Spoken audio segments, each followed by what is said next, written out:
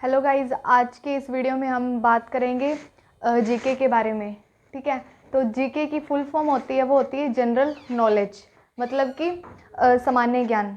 तो आज हम जीके के बारे में बात करेंगे। जीके के जो क्वेश्चन है बहुत ज़्यादा इम्पॉर्टेंट होते हैं, और हमें क्या है कि ये जो मतलब कंपटीशन लेवल के एग्ज़ाम होते हैं, जैसे एलडीसी, रेलवे, पुलिस आदि सभी में पूछे जाते हैं। ठीक है, तो इनमें से बहुत सारे क्वेश्चन उठते हैं जो मैं आज आपको बताऊंगी और पढ़ाऊंगी। ठीक है, तो जो राजस्थान है, राजस्थान सब्जेक्ट में, मतलब राजस्थान की जो जीके है उस सब्जेक्ट में से हम आज एक अपने टॉपिक चेकेंगे, वो है हमारा इंट्रोडक्शन ऑफ राजस्थान। ठीक है, इंट्रोडक्शन ऑफ राजस्थान मतलब राजस्थान का परिचय। देखो, किसी भी चीज़ के बारे में जानने से पहले हमें सबसे पहले हम इस बात की जानकारी हासिल करेंगे कि राजस्थान जो है वो राजस्थान शब्द कहाँ से आया, ये नाम, और किसके द्वारा रचा गया था। ये सारी चीज़ें सबसे पहले हम पढ़ेंगे। इसके बाद हम राजस्थान के परिचय के बारे में जो है वो इंट्रोडक्शन इसका करेंगे। ओके, अब हम बात करते हैं कि जो राजस्थान का नेम है वो सर्वप्रथम किस में आया, किस में क्या लिखा गया था। ठीक है,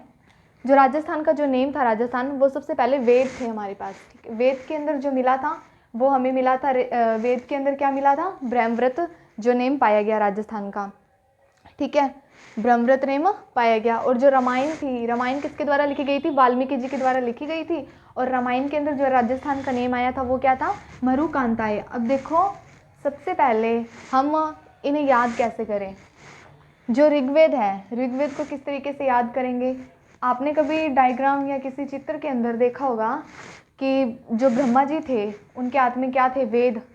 वेद उनके हाथ में क्या थे, वेद थे। तो इस हिसाब से हम याद रख सकते हैं कि ऋग्वेद, वेद किसके हाथ में थे, ब्रह्मा जी के हाथ में। तो क्या आ गया ये, ब्रह्मव्रत।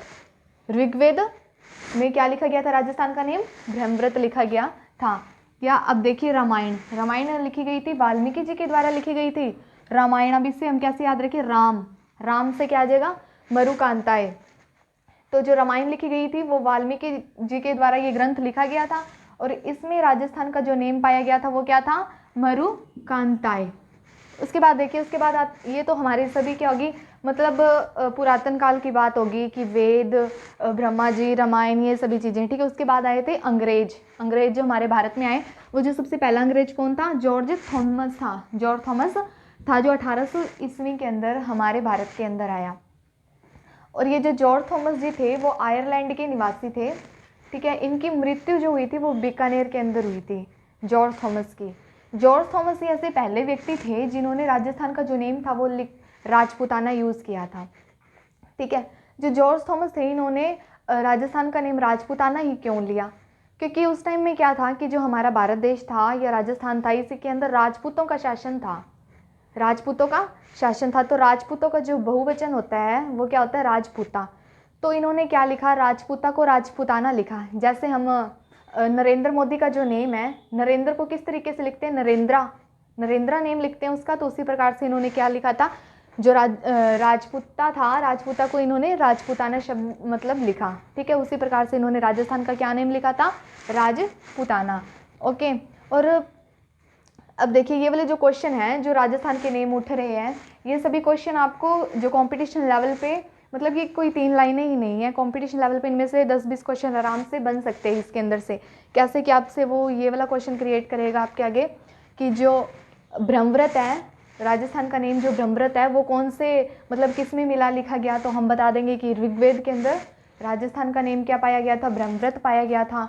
आपसे वो ये क्वेश्चन क्रिएट कर सकता है, पूछ सकता है कि जो जॉर्ज थॉमस थे वो हमारे राजस्थान के अंदर कौन सी ईस्वी के अंदर आए थे। तो हम बताएंगे कि 1800 ईस्वी के अंदर। उनकी मृत्यु कब हुई, ठीक है, और वो कहाँ के रहने वाले थे, और उन्होंने राजस्थान जो नेम था, राजस्थान का नेम क्या बोला था सर्वप्रथम, या कौन ऐसा व्यक्ति था जो हमारे राजस्थान का नेम सर्वप्रथम राजपूताना किसने लिखा। ये सारे जो क्वेश्चन हैं वो हमारे राजस्थान के जीके में से चेके जाएंगे, और इन्हीं में से बहुत सारे क्वेश्चन पूछे जाएंगे। ठीक है, अब हम बात करते हैं कि जो इस बात की जानकारी हमें मतलब किसने दी थी, कि जो जॉर्ज थॉमस ही ऐसे पहले व्यक्ति थे जिन्होंने राजस्थान का जो नेम था राजपूताना लिया था। इस बात की जानकारी हमें कहाँ से मिलती है, इस बात की जानकारी जो हमें विलियम्स फ्रैंकलिन ने 1805 ईस्वी में एक पुस्तक लिखी थी, military memoirs of mister George Thomas.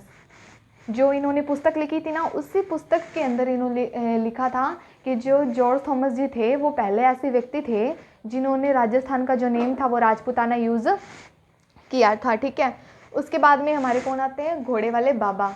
ये पहले नंबर पे जो थे जॉर्ज थॉमस जी आए थे अंग्रेजों के अंदर। जो दूसरे थे वो कौन थे, कर्नल जेम्स टॉड, जिन्हें घोड़े वाले बाबा के नाम से भी जाना जाता है। जो कर्नल जेम्स टॉड थे वो यूके वेल्स के निवासी थे और ये उदयपुर और जोधपुर के क्या थे, पॉलिटिकल एजेंट थे। कौन थे पॉलिटिकल एजेंट, घोड़े वाले बाबा मीन्स की कर्नल जेम्स टॉड। ठीक है, और इन्होंने अपनी 2 पुस्तकें प्रकाशित की थी कर्नल जेम्स टॉड ने। पहली थी इनकी the annuls and antiquities of Rajasthan. कौन सी पुस्तक थी इनकी, the annuls and antiquities of Rajasthan. And second इनकी पुस्तक जो थी वो थी the central and western Rajput state of India. ये जो पुस्तकें थी, ये पुस्तकें कर्नल जेम्स टॉड ने लंदन के अंदर लिखी थी। ये पुस्तकें कर्नल जेम्स टॉड ने लंदन के अंदर लिखी थी। और जो कर्नल जेम्स टॉड थे उन्होंने राजस्थान के शब्द का नाम रायथान लिया था। इन्होंने रायथान क्यों कहा राजस्थान को, क्योंकि उस समय में क्या था कि ये जब हमारे यहाँ पर आए थे तो इन्होंने देखा कि जो यहाँ के जो रहने वाले लोग थे वो किसी राजा के निवास स्थान को क्या कहते थे, रायथान कहते थे। जहाँ पर राजा लोग निवास करते हैं उस स्थान को क्या कहते हैं, रायथान। तो इसीलिए इन्होंने हमारे राजस्थान का जो नेम था वो क्या लिखा था, रायथान लिया था। ठीक है, अब हम बात करते हैं कि हमने आज कौन सा टॉपिक पढ़ा है, राजस्थान के परिचय के बारे में पढ़ा है। और राजस्थान के परिचय में से भी हमने राजस्थान के जो नेम का था वो उसके बारे में हमने डिस्कस किया है कि राजस्थान का नेम था वो किस तरीके से आया था। सबसे पहले हमने बात की थी ऋग्वेद की। ऋग्वेद के अंदर जो राजस्थान का नेम था वो क्या मिला था, हमें ब्रह्मव्रत मिला था। और रामायण वाल्मीकि जी के द्वारा ये ग्रंथ लिखा गया था।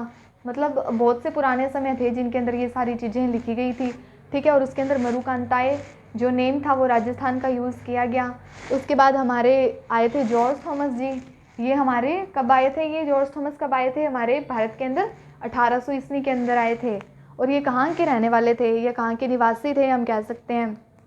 ये जो थे जॉर्ज थॉमस थे ये आयरलैंड के निवासी थे, आयरलैंड के रहने वाले थे। और इनकी मृत्यु कहाँ हुई थी, बीकानेर के अंदर हुई थी। और यही पहले ऐसे व्यक्ति थे जिन्होंने जो राजस्थान का जो नेम राजपूताना यूज़ किया था। और इस बात की जानकारी हमें कहाँ से मिली थी, इस बात की जानकारी हमें विलियम्स फ्रैंकलिन ने 1805 ईस्वी में अपनी पुस्तक प्रकाशित की थी जिसका नाम था military memoirs of mister George Thomas. ठीक है, उसके बाद हम बात करते हैं कि जो ये थे कर्नल जेम्स टॉड।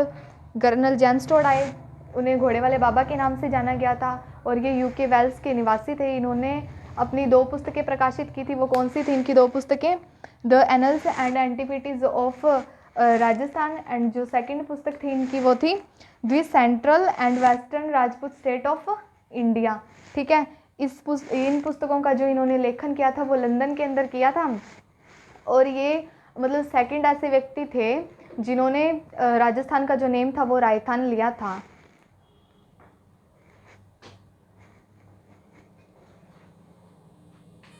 रायथान के बाद राजस्थान का नाम का जो प्रयोग था वो कहाँ पे हुआ था हम पढ़ेंगे। ठीक है, 625 ईस्वी के अंदर सिरोही जिले के वसंतगढ़ नामक स्थान पर हमें एक शिलालेख मिला था जिसके अंदर क्या था, जो राजस्थान का जो नेम था वो क्या मिला था, राजस्थाना द्वितीय।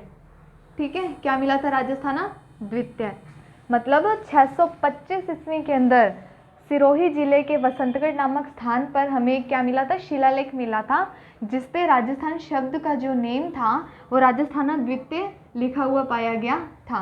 ठीक है, और ये राजस्थान का जो नाम हमें क्या पाया गया था, राजस्थाना द्वितीय पाया गया था। अब इसके बाद जो हमें 2 ग्रंथ मिले थे वो कौन से थे ग्रंथ, मुणोत नैनसिरी ख्यात एवं राजरूपक ग्रंथ, जिसके अंदर सर्वप्रथम राजस्थान शब्द का प्रयोग हुआ था। कौन से थे वो 2 ग्रंथ, मुणोत नैनसिरी ख्यात एवं राजरूपक।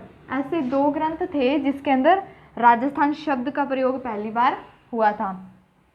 ठीक है, अब देखें हमारे पास क्वेश्चन ये उठेगा कि राजस्थान शब्द का प्रयोग सर्वप्रथम किसने किया गया था, तो हम आंसर में क्या लिखेंगे, ऐसे 2 ग्रंथ थे।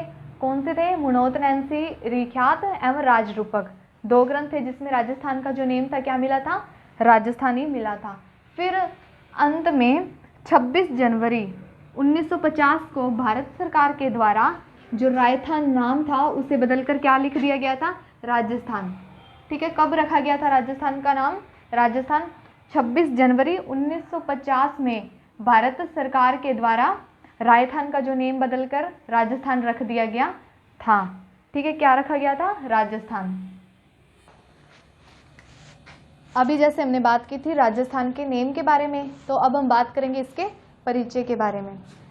जो परिचय होता है, आप सभी को पता है कि परिचय किसी व्यक्ति का नाम और वो कहाँ का रहने वाला है, उसका एड्रेस, ये सारी चीज़ें क्या होती है, उसकी परिचय होती है। उसी प्रकार राजस्थान का भी एक परिचय है जिसके बारे में आज हम डिस्कस करेंगे। ठीक है, सबसे पहले हम लेते हैं कि अगर हम जाते हैं अमेरिका, चले जाते हैं, तो अमेरिका में क्या होता है कि वहाँ पर हमें कोई व्यक्ति ऐसा पूछ लेता है कि आप कहाँ के निवासी हो, तो हम उसे बताते हैं कि हम जोधपुर ज़िले के रहने वाले हैं।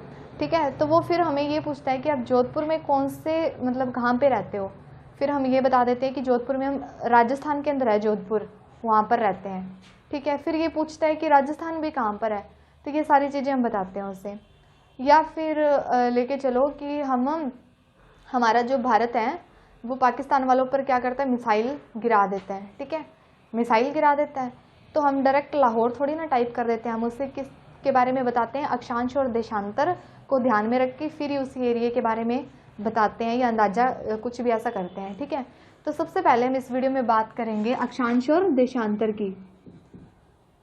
अक्षांश और देशांतर,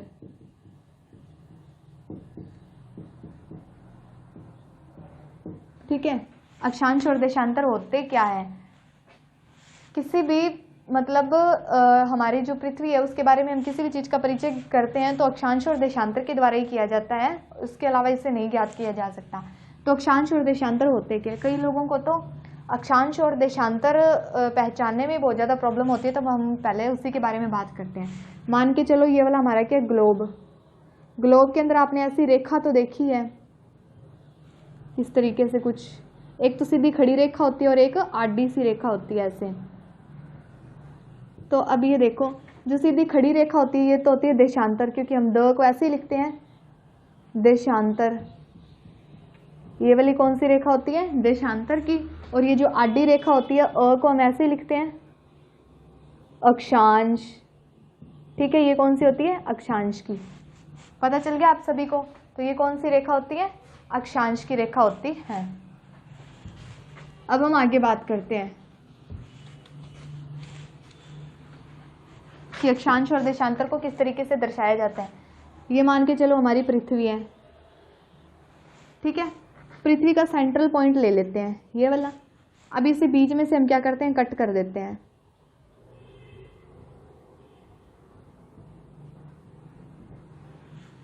पृथ्वी का पर्यायवाची क्या होता है, भू होता है, भू।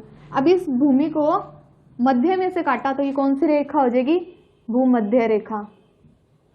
भूमध्य रेखा कौन सी रेखा होगी, भूमध्य रेखा। अब हम क्या करते हैं, डी लेते हैं, डी को यहां पर रख के 1 डिग्री का कोण बनाते हैं।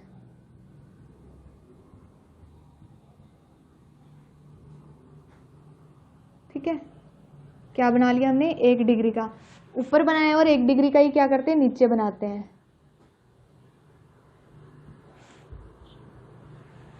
ठीक है, अब हम इसे क्या बोलेंगे, उत्तरी अक्षांश बोलेंगे। इसे क्या बोलेंगे हम, उत्तरी अक्षांश। उत्तरी अक्षांश। हमने इसे उत्तरी अक्षांश क्यों बोला, क्योंकि जो ऊपर वाली दिशा होती है वो कौन सी होती है, उत्तर दिशा। उत्तर के नीचे वाली दक्षिणी दिशा, ये वाली होती है पूर्व, और ये वाली कौन सी होती है, पश्चिमी दिशा। ठीक है, क्या हो गया, हमने पृथ्वी को सेंटर में से काटा तो इसके ऊपर वाली जो दिशा थी वो कौन सी थी, उत्तर दिशा। तो उसका क्या गया हमारा उत्तर। और अक्षांश, अक्षांश को इसी तरीके से लिखा जाता है ऐसे। तो ये वाली रेखा कौन सी थी, अक्षांश की रेखा थी, इसीलिए हमने इसे क्या बोला, उत्तरी अक्षांश। और ये जो नीचे वाली रेखा है ये किस में है, दक्षिण में है, तो इसे हम क्या बोलेंगे, दक्षिणी अक्षांश। दक्षिणी अक्षांश। क्लियर है बात? उसके बाद देखिए यहाँ पर हम फिर से डी रखते हैं और 23.5 डिग्री की रेखा खींच लेते हैं। 23 डिग्री, 23.5 डिग्री का कोण हमने काटा। ये कौन सी रेखा हो जाएगी हमारी? कर्क रेखा बोलते हैं इसे, कर्क रेखा।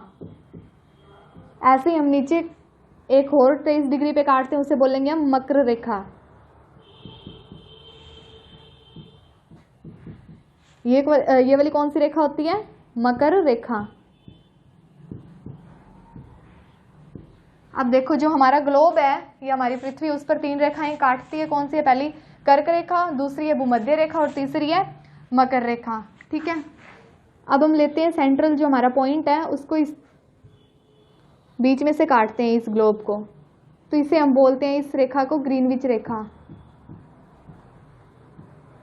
कौन सी रेखा? ग्रीनविच रेखा। कौन सी रेखा होगी ये? ग्रीनविच रेखा। अब देखो अगर हम इसे इस साइड से काटे तो हम इसे बोलेंगे पूर्वी देशांतर। पूर्वी देशांतर। हमने इसे पूर्वी देशांतर क्यों बोला? क्योंकि ये कौन सी दिशा होगी हमारी? पूर्व। और देशांतर इसीलिए क्योंकि देशांतर को किस तरीके से दर्शाते हैं हम? इसे ड बना के इस तरीके से। तो ये कौन सी हो गया? पूर्वी देशांतर। और ये जो इधर से काटती है इसे, इस एरिया को हम क्या बोलते हैं? पश्चिमी देशांतर। पश्चिमी देशांतर। ठीक है, कौन सी रेखा होती है ये? पश्चिमी कर्क रेखा है जो, वो हमारे राजस्थान के 2 जिलों से गुजरती है। वो 2 जिले कौन से हैं?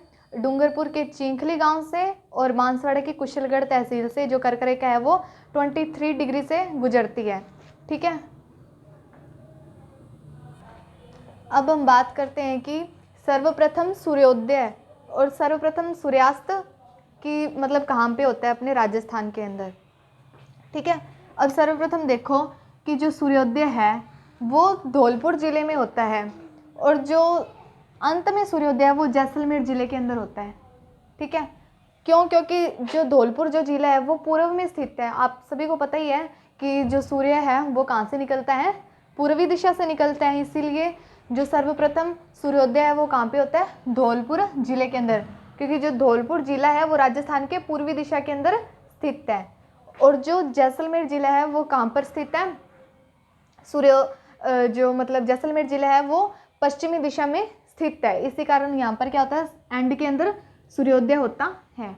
फिर हम बात करते हैं सूर्यास्त की, कि राजस्थान के अंदर कौन से ज़िले में सूर्यास्त सबसे पहले होता है? राजस्थान के अंदर जो सूर्यास्त होता है सबसे पहले वो धौलपुर ज़िले में ही होता है। ठीक है, क्यों? क्योंकि जो हमारा धौलपुर ज़िला है वो पूर्व में स्थित है। जो सूरज है, मान के चलो ये हमारी क्या होगी? पृथ्वी होगी। ठीक है, और ये हमारा क्या हो गया? सूर्य हो गया। ठीक है, यहाँ से सूर्य उदय हुआ, उदय होके कहाँ से? यहाँ से इधर तक जा रहा है वो। तो सर्वप्रथम अंधेरा कहाँ पे होगा? इधर ही होगा, क्योंकि ये वाला जो सूर्य था वो इधर आ गया तो इधर रोशनी, इधर क्या हो गया? अंधेरा। तो एंड के अंदर सर्वप्रथम सूर्यास्त कहाँ पे होगा? धौलपुर ज़िले के अंदर। और अंत में सूर्यास्त कहाँ पे होगा? जैसलमेर ज़िले के अंदर, जो कि कहाँ स्थित है? पश्चिम के अंदर स्थित है। अब देखिए हम बात करते हैं, जो कर्क रेखा है हमारी वो राजस्थान के 2 जिलों से गुजरती है। ठीक है, कर्क रेखा है वो राजस्थान के 2 जिलों से गुजरती है। एक तो कौन से जिलों से गुजरती है? 2 से, डूंगरपुर के चिंखली गांव से और बांसवाड़ा की कुशलगढ़ तहसील से। अब देखो ये जैसे हमारा राजस्थान है, एक प्रकार मान के चलो, सपोज करो ये वाला हमारा हो गया राजस्थान।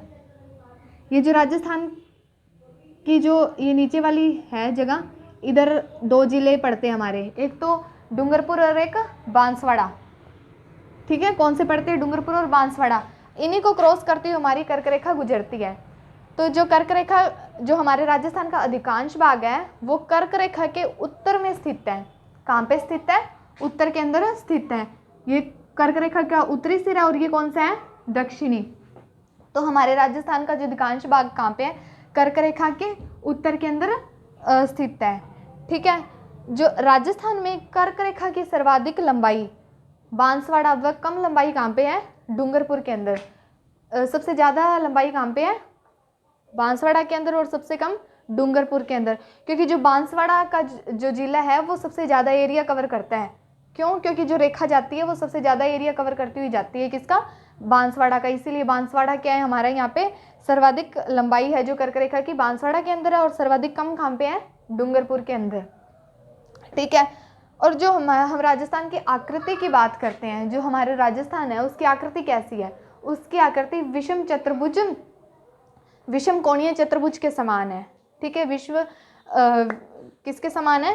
विषम कोणीय चतुर्भुज के समान है, मतलब एक पतंगाकार आकृति है। ठीक है। राजस्थान की कौन सी आकृति है? पतंगाकार आकृति है। तो अब हमने क्या पढ़ा था इसके अंदर कि जो सूर्यास्त और सूर्योदय की बात की थी, कि जो राजस्थान में जो सूर्योदय है सर्वप्रथम वो कहाँ पर होता है? धौलपुर जिले में। और सूर्यास्त कहाँ पे होता है सर्वप्रथम? धौलपुर जिले में। और जो अंत के अंदर सूर्योदय है और सूर्यास्त है वो कहाँ पर होता है? जैसलमेर जिले के अंदर होता है। ठीक है।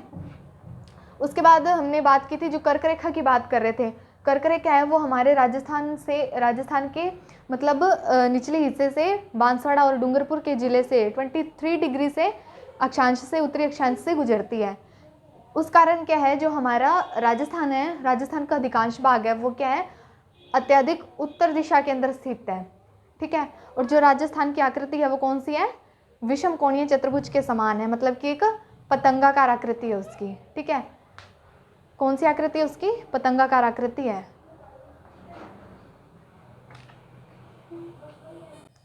अब हम बात करते हैं राजस्थान की लंबाई और चौड़ाई के बारे में, कि जो राजस्थान है, जो हमारा राजस्थान जिला है, राजस्थान राज्य है, उसकी लंबाई कितनी है और उसकी चौड़ाई कितनी है। ठीक है। जो हमारा राजस्थान है, राजस्थान की जो लंबाई है, ठीक है, राजस्थान की लंबाई कितनी है? 826 किलोमीटर। हमारे राजस्थान की लंबाई कितनी है? 826 किलोमीटर। और जो हमारा राजस्थान है उसकी चौड़ाई कितनी है? 869 किलोमीटर। कितनी है उसकी चौड़ाई? 869 किलोमीटर। ठीक है। अब हम देखते हैं कि जो हमारा राजस्थान है वो कितने डिग्री अक्षांश से, मतलब अक्षांश के कोण बनाता है।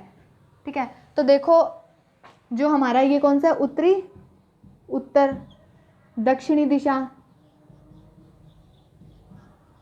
ये कौन सी है? पूरब, और ये कौन सी है? पश्चिम।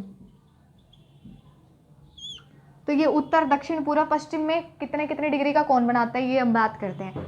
ये दक्षिणी में तो बनाता है 23 डिग्री 3 मिनट। ओके। और पश्चिम में बनाता है 69 डिग्री 30 मिनट। और उत्तर में बनाता है 30 डिग्री 12 मिनट। ओके। और पूर्व में बनाता है 78 डिग्री 17 मिनट। अब हम इसे याद किस तरीके से रखेंगे, इसकी ट्रिक की बात हम करते हैं। ठीक है। अब इधर से याद रखना, देखो डूंगरपुर है, डूंगरपुर में रहती है हमारी ताई। एक बार मतलब एक्सपोज कर लो याद रखने के लिए। डूंगरपुर में कौन रहती है? ताई। ताई से क्या आ गया? 23। ताई के कितने बेटे थे? 3 बेटे। डूंगरपुर में रहती है ताई। ताई से क्या आ गया? 23। ताई के कितने बेटे हैं? 3 बेटे हैं। ठीक है। तो वो अपने तीनों बेटों को कहाँ भेज देती है? जैसलमेर में भेज देती है। ठीक है। उन्हें कहाँ भेजती है? जैसलमेर में। उन्हें से क्या आ गया? 69। जैसलमेर में भेज देती है। तो जैसलमेर में क्या पानी की कमी है, तो वो यहाँ पे क्या मर जाते हैं? 30 से क्या आ गया? 30 से मर जाते हैं। 30 से मर गए। जो 30 से मरे, ठीक है, जो क्या मरे? 30 से मरे। तो जब कोई इंसान मर जाता है तो उसके पीछे डेज करने होते हैं, मतलब उनके दिन करते होते हैं, जैसे 12 दिन या 7 दिन ऐसे नॉर्मली करते हैं। आपने सुना ही हो गया ये सब चीज़ें। तो वो क्या करते हैं? 12 दिन करते हैं। 30 से मरे तो उनके पीछे क्या कर दिए? 12 दिन कर दिए। ठीक है। 12 दिन कर दिए। तो अब यहाँ पर जो लोग आए हैं, इनके 12 दिनों, जो इन्होंने 12वां दिन किया है उसमें जो लोग आए हैं वो क्या कर रहे हैं? वो क्या कह रहे हैं कि हमें भी प्यास लगी है। तो वो ताई जो होती है या कोई भी यहाँ पर आया होता है वो इन्हें बोल देता है कि 8 जाओ एक साथ। 8 से मतलब 78 और एक साथ जाओ। हो जाएंगे याद से इस ट्रिक से। कैसे? ताई रहती थी डूंगरपुर में, उसके थे 3 बेटे, उसने उन्हें भेजा जैसलमेर में। जैसलमेर में वो क्या थी? उन्हें बहुत प्यास लगी, मतलब 30 लगी थी। यहाँ पे ये 30 से मर गए थे और इनके 12 दिन किए थे। यहाँ पे जो लोग आए हुए थे उन्होंने पानी मांगा तो ताई ने क्या बोला? 8 जाओ एक साथ। तो ये वाली इसकी इजी सी नॉर्मल सी ट्रिक है जिसे आप बहुत ही बढ़िया तरीके से याद कर सकते हो और आपको ये ट्रिक याद रह सकती है। फिर हम बात करते हैं जो हमारा राजस्थान है, राजस्थान का जो क्षेत्रफल है, मतलब जो राजस्थान एरिया कवर कर रहा है, राजस्थान राज्य है जो भारत का जो एरिया कवर कर रहा है इस तरीके से, वो एरिया कितना है, उसका क्षेत्रफल कितना है। उसका जो क्षेत्रफल है वो 3,42,239 वर्ग किलोमीटर है। ठीक है, 3,42,239 वर्ग किलोमीटर है। ठीक है, जो राजस्थान एरिया कवर कर रहा है वो कितना है, 3,42,239 वर्ग किलोमीटर है। ठीक है, जो हमारा राजस्थान है, राजस्थान जो भारत की दृष्टि से, भारत में क्षेत्रफल की दृष्टि से सबसे बड़ा राज्य है। भारत का सबसे बड़ा राज्य कौन सा है, राजस्थान राज्य है जो सबसे बड़ा राज्य है भारत का। ठीक है, और जो राजस्थान की अर्थव्यवस्था कि जो हमारा राजस्थान के अंदर जो लोग रहते हैं वो ऐसे थोड़े गरीब से या मतलब इसी तरीके से होते हैं। क्यों, क्योंकि जो जैसलमेर ज़िला हो गया, बीकानेर ज़िला हो गया, यहाँ पर क्या होता है, सूखा होता है। यहाँ पे ना वर्षा नहीं होती रेगुलर, जैसे वर्षा चाहिए होती है किसी भी चीज़ को, उस तरीके से वर्षा नहीं होती। तो यहाँ की अर्थव्यवस्था भी जो है वो ठीक ठाक ही है, वर्षा नहीं होती है एक समान, और यहाँ पर सूखा सबसे ज़्यादा रहता है। इसीलिए क्या यहाँ पे राजस्थान की अर्थव्यवस्था का स्थायी लक्षण अनवरत सूखा एवं असमान वर्षा है, मतलब वर्षा का होना या ना होना, ये सभी चीज़ें। जो हमारा राजस्थान जो जिला है वो उपोष्ण कटिबंधीय में आता है। कौन से कटिबंध में आता है ये, उपोष्ण कटिबंध के अंदर राजस्थान राज्य है हमारा वो आता है। जो राजस्थान की जो स्थलीयकृति है, स्थलाकृति मतलब जिस तरीके से वो टिका हुआ है, ठीक है, स्थल पे टिका हुआ है, वो किस पे आधारित है, वैगनर सिद्धांत पे आधारित है। राजस्थान की जो स्थलीकृति है वो वैगनर सिद्धांत पे, महाद्वीपीय सिद्धांत पर आधारित है। किस पे आधारित है, महाद्वीपीय सिद्धांत पर आधारित है। और हमारा जो राजस्थान है उसमें जिलों की संख्या की बात करें हम, राजस्थान में जो जिले हैं हमारे, वो राजस्थान में जिलों की संख्या 33 है। राजस्थान में कितने जिले हैं, 33। और जो 33वां जिला है हमारे राजस्थान का वो कौन सा है, प्रतापगढ़ है। ठीक है, राजस्थान में जिलों की संख्या 33 है। और संभाग की संख्या बात करें हम, राजस्थान में संभाग कितने हैं, 7 है। कितने संभाग हैं, 7। और 4 भौगोलिक प्रदेश हैं। ठीक है, और वो भौगोलिक प्रदेश कौन कौन से हमारे, पश्चिमी मरुस्थलीय प्रदेश, अरावली पर्वतीय प्रदेश, पूर्वी मैदानीय प्रदेश, और चौथा कौन सा है, दक्षिणी पूर्वी पठारीय प्रदेश, जिसे हम हाड़ौती प्रदेश के नाम से भी जानते हैं। किसके नाम से जानते हैं, हाड़ौती प्रदेश के नाम से जानते हैं। राजस्थान में जिलों की संख्या कितनी बताई, 33। 7 संभाग, 7 संभाग और 4 क्या है हमारे भौगोलिक प्रदेश हैं। पहला भौगोलिक प्रदेश पश्चिमी मरुस्थलीय प्रदेश, और जो दूसरा है वो क्या है, अरावली पर्वतीय प्रदेश, तीसरा पूर्वी मैदानीय प्रदेश, चौथा कौन सा है, दक्षिणी पूर्वीय पठारीय प्रदेश, जिसे हम किस नाम से जानते हैं, हाड़ौती के प्रदेश के नाम से भी जानते हैं, या हाड़ौती का पठार। ठीक है, हमने बात की जिस तरीके से राजस्थान की लंबाई और चौड़ाई, राजस्थान की लंबाई कितनी थी, 826 किलोमीटर, और राजस्थान की चौड़ाई 869 किलोमीटर। ठीक है, जिलों की संख्या की बात हो चुकी है। अब राजस्थान जो उसकी स्थलाकृति है वो वैगनर सिद्धांत पर आधारित है। कौन से सिद्धांत पर आधारित है, वैगनर सिद्धांत पर आधारित है। भारत उत्तरी व पूर्वी गोलार्ध में स्थित है। किस तरीके से स्थित है मैं आपको बताती हूँ। देखो, जैसे मान के चलो ये वाली हमारी क्या पृथ्वी है, ठीक है, ये 4 गोलार्ध हो गए।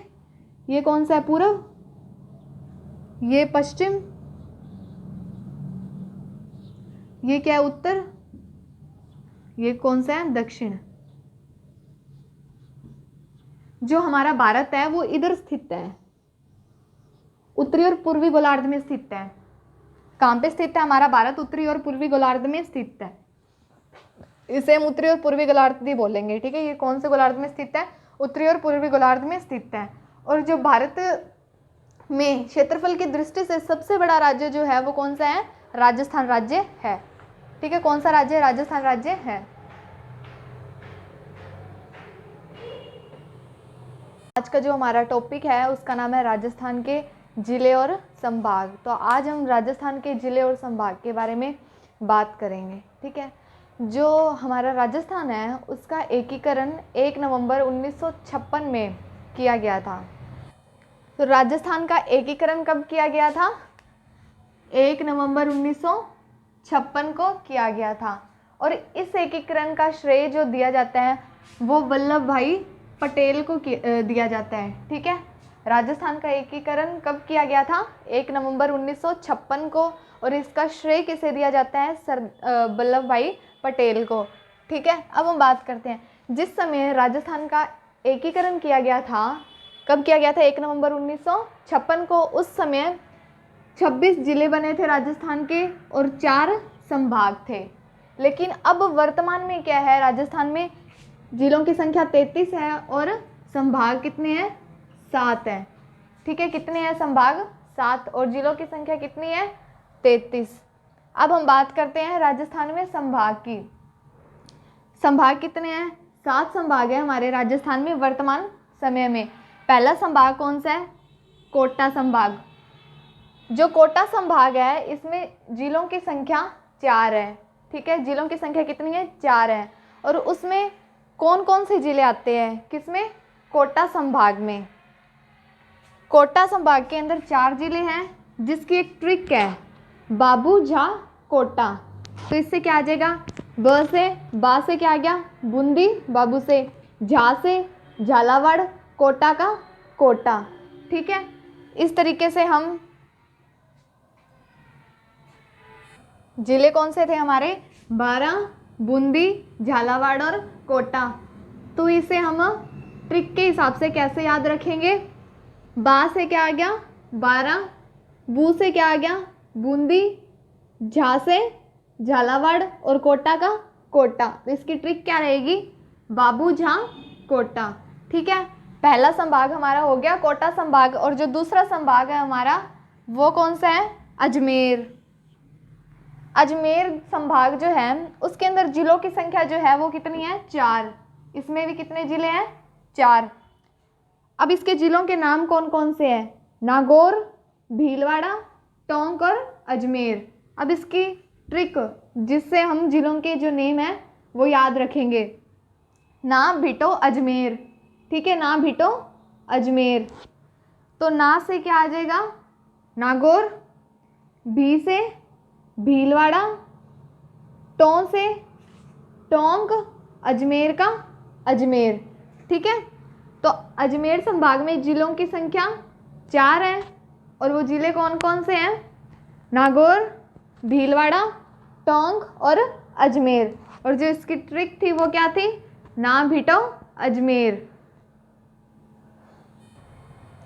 तो हमने अभी पढ़ा था राजस्थान का जो एकीकरण था वो 1 नवंबर 1956 को किया गया था। ठीक है, और ये एकीकरण का जो श्रेय है वो वल्लभ भाई पटेल को दिया जाता है। किसे दिया जाता है श्रेय इसका? वल्लभ भाई पटेल को। हमने बात की कि राजस्थान में वर्तमान में जो जिले हैं उनकी संख्या कितनी है? 33। और जो संभाग है, संभाग की संख्या कितनी है? 7। तो उन 7 संभागों में से हमने जो संभाग स्टार्ट किए हैं पढ़ने, वो पहला संभाग हमने पढ़ा है कोटा संभाग, जिसमें जिलों की संख्या जो है वो कितनी है? 4। और उन 4 जिलों में जो जिलों के नाम हैं वो कौन से हैं? 12, बूंदी, झालावाड़ और कोटा। इसकी ट्रिक भी हम लोगों ने याद की थी, बाबू झा कोटा। फिर दूसरा संभाग जो था हमारा वो था अजमेर संभाग, जिसमें जिलों की संख्या कितनी थी? 4। और जिलों के जो नाम हैं वो कौन से हैं? नागौर, भीलवाड़ा, अजमेर और टोंक। और जो इसकी ट्रिक थी वो कौन सी है? ना भिटो अजमेर। हमारा तीसरा संभाग है वो कौन सा है? भरतपुर। कौन सा संभाग है तीसरा? भरतपुर संभाग। और इस संभाग के अंदर जो जिलों की संख्या है वो कितनी है? 4। भरतपुर संभाग के अंदर जिलों की संख्या कितनी है? 4। और ये जो जिले हैं ये कौन कौन से हैं? भरतपुर, धौलपुर, करौली और सवाई माधोपुर। ठीक है, अब इन जिलों को याद रखने की जो ट्रिक है वो कौन सी है? भरत ढोक स्वामणी की लगाएगा। मतलब भरत से क्या आ गया? भरतपुर, ढोक का जो है ना धो, उसका आ गया धौलपुर, क का क्या आ गया? करौली और स्वामणी का सवाई माधोपुर। क्लियर है? उसके बाद हम बात करते हैं जो हमारा चौथा संभाग है वो कौन सा है, बीकानेर संभाग। चौथा संभाग कौन सा है, बीकानेर संभाग। और इस संभाग के अंदर जो जिलों की संख्या है वो कितनी है, 4। बीकानेर जो संभाग है उसमें जिलों की संख्या कितनी है, 4। और 4 जिले हैं, उनके नेम क्या है, बीकानेर, श्री गंगानगर, चूरू और हनुमानगढ़। अब इन जिलों को याद करने की जो ट्रिक है वो है बिग चूहा। क्या है, बिग चूहा। तो बी से क्या आ गया, बीकानेर, ग से श्री गंगानगर, चू से क्या आ गया, चूरू और है से हनुमानगढ़। ठीक है। अब जो हमारा 5वां संभाग है वो कौन सा है, जयपुर संभाग। कौन सा है 5वां संभाग, जयपुर संभाग। और जो जयपुर संभाग के अंदर जिलों की संख्या है वो कितनी है, 5। कितनी है, 5। पहले सभी के अंदर जो जिलों की संख्या आई थी वो 4 थी, लेकिन जो अब जो मतलब जिले आए हैं इस संभाग के अंदर वो कितने हैं, 5। अब इसके अंदर जो 5 जिले हैं उनके नेम कौन कौन से हैं, जयपुर, दौसा, अलवर, सीकर और झुंझुनू। अब इन जिलों की याद रखने की ट्रिक देखते हैं हम। जय और पुर मतलब 2 फ्रेंड थे, तो 2 आलसी झुंझुन करते गए। मतलब जय से जयपुर, जय और पुर से क्या आ गया, जयपुर, 2 से दौसा, आलसी से क्या आ गया, अलवर, मतलब आलसी का आ से अलवर, और सी से क्या आ गया, सीकर, झुंझुनू का झुंझुनू। ठीक है। अब हमने तीसरा जो संभाग पढ़ा था वो कौन सा संभाग था, भरतपुर संभाग। उसमें जो जिलों की संख्या थी वो कितनी थी, 4। और जो 4 जिले थे उनके जो नेम थे, भरतपुर, धौलपुर, करौली और सवाई माधोपुर। इसकी जो ट्रिक थी वो भरत धोक स्वामी की लगाएगा। ठीक है। जो चौथा संभाग था वो बीकानेर संभाग था। उसमें जो जिलों की संख्या थी वो कितनी थी, 4। और इसमें जो 4 जिले थे वो कौन से थे, बीकानेर, श्री गंगानगर, चूरू और हनुमानगढ़। इसकी जो ट्रिक थी वो क्या थी, बिग चूहा। 5वां जो संभाग है वो कौन सा है, जयपुर संभाग। और इसमें जो जिलों की संख्या थी वो कितनी थी, 5। और 5 जिले कौन कौन से हैं, जयपुर, दौसा, अलवर, सीकर और झुंझुनू। मतलब जय और पुर 2 आलसी झुंझुन करते गए। क्या गए, झुंझुन करते गए।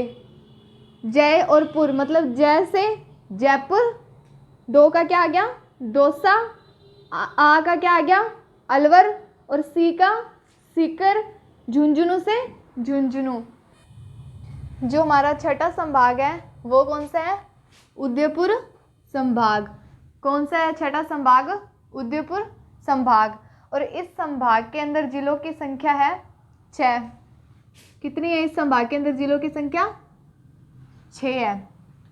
अब ये 6 जिले कौन कौन से हैं, राजसमंद, उदयपुर, प्रतापगढ़, प्रतापगढ़, चित्तौड़गढ़ और डूंगरपुर। अब जो इसको याद, बांसवाड़ा, ठीक है, एक रह गया था। अब इसको याद करने की जो ट्रिक है वो है राऊ, प्राची, डूबा, जाए। अब इससे देखो, रा से जो आया है वो क्या आ गया, राजसमंद, ऊ से उदयपुर, प्रा से प्रतापगढ़ और ची से चित्तौड़गढ़, ड से मतलब डू से क्या आ गया, डूंगरपुर, और ब से क्या आ गया, बांसवाड़ा। ठीक है। तेरा हाथ साफ में जो मैंने आप लोगों को जो ट्रिक बताई उस ट्रिक को हम एक दूसरे तरीके से भी याद कर सकते हैं। जैसे यहाँ पे राजकीय उच्च प्राथमिक विद्यालय होता है, तो इधर अपनों ने ले लिया चिकित्सालय। ठीक है। तो राजकीय उच्च प्राथमिक चिकित्सालय डूबा जाए। ठीक है। जो 7वां संभाग है हमारा वो कौन सा है, जोधपुर संभाग। 7वां संभाग कौन सा है? जोधपुर संभाग। इस संभाग के अंदर जो जिलों की संख्या है वो है 6। इसमें जो 6 जिले हैं उनके जो नेम हैं वो कौन कौन से हैं? जोधपुर, सिरोही, पाली, बाड़मेर, जैसलमेर और जालोर। अब इनको हम किस तरीके से याद रखें, ठीक है? उसकी जो ट्रिक है वो है जो सिपा बाजे। मतलब जो से क्या आ गया? जोधपुर, सी से सिरोही, प से पाली, बा से बाड़मेर, जे से जैसलमेर और जा से क्या आ गया? जालोर। ठीक है। क्षेत्रफल की दृष्टि से जो सबसे बड़ा संभाग है वो है जोधपुर संभाग। कौन सा है सबसे बड़ा संभाग? जोधपुर संभाग। और जो सबसे छोटा संभाग है क्षेत्रफल की दृष्टि से वो है भरतपुर संभाग। कौन सा संभाग है? भरतपुर संभाग। हमने जो बात की छठे संभाग की वो कौन सा संभाग था? उदयपुर संभाग। और उसके अंदर जो जिलों की संख्या थी वो कितनी थी? 6। और जो जिलों के जो नाम थे वो कौन से थे?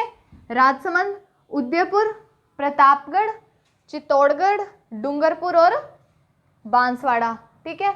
इसकी ट्रिक हमने याद की, राजकीय उच्च प्राथमिक चिकित्सा डूबा जाए। ठीक है। और जो जोधपुर संभाग था हमारा 7वां, उसमें जिलों की जो संख्या है वो कितनी है? 6। जो 6 जिले थे उनके जो नेम है जोधपुर, सिरोही, पाली, बाड़मेर और जैसलमेर, जालोर। ठीक है। इसकी ट्रिक क्या थी? जो सिपा बाजे जा। राज्य क्षेत्रफल की दृष्टि से सबसे बड़ा संभाग जो था वो कौन सा था? जोधपुर संभाग। और सबसे छोटा संभाग जो था वो कौन सा था? भरतपुर संभाग।